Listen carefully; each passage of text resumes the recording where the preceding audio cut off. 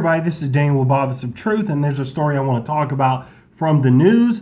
So this is a bill called the Justice Against Sponsors of Terrorism Act. I'm going to be looking at my Surface to make sure I get the story details right.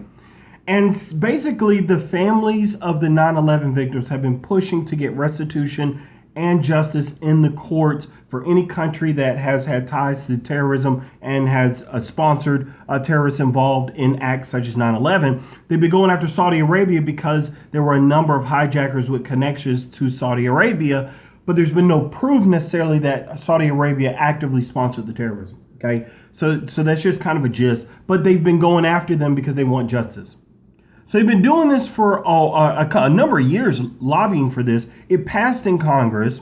It got to Obama's desk. Obama vetoed it, rightly, in my opinion. And then Congress actually overrode his veto. They got enough votes in the House and the Senate to do so. And in the Senate, for example, 97 of the 100 senators voted for it. The only people who didn't vote, Senator Harry Reid, Democrat, voted against it. Tim Kaine, Hillary Clinton's VP pick, he abstained, along with Bernie Sanders. He abstained as well.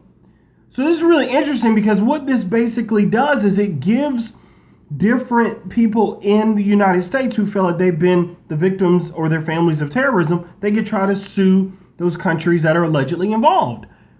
But that makes you think, if they can sue that way, can other countries sue against us?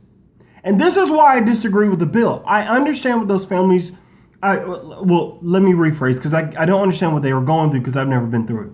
I understand that they're angry and they want justice. They want restitution. However, if you open the floodgates like this, which is the position of the Obama administration, do you realize how many places we bomb? Do you realize we've hit weddings? There's been hospitals hit. We have hit civilians. I mean, our drone bombings hit civilians like 90% of the time. We have killed a lot of collateral damage, aka civilians. If we were taken to court for every time we've done it, there would be no money in this country.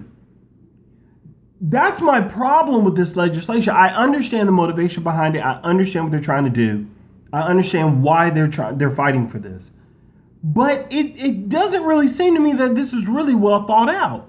Because if you do it in a way where it only opens the door one way, it says, no, it doesn't open the other way. That's not American exceptionalism at work again, where we think we're better than everybody. We think we should get restitution when we get attacked by terrorists, but we don't think that anyone else should be able to get restitution against us when we bomb a wedding or a hospital or anything like that. Or we sell weapons to like Saudi Arabia and they bomb something.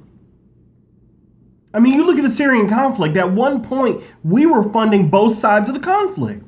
We were giving, the Pentagon was giving weapons to one side, the CIA was giving weapons to the other. Are we going to pay for that? And so I just want to get y'all's thoughts on it, because to me, it really seems very clear cut that this is not a good idea. I understand the emotions involved. I understand the pain involved. I get it. But it just seems to me like this was not very well thought out, and this could have really damaging consequences for America. Now, let me just add one more thing before I get off.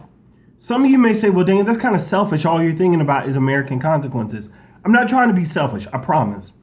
But I'm thinking about all the things that we've done that other places would consider terroristic. I'm thinking about all the bombings that we've done. I'm thinking about the killings, the dictators that we've supported and put in power who then killed and slaughtered their own people.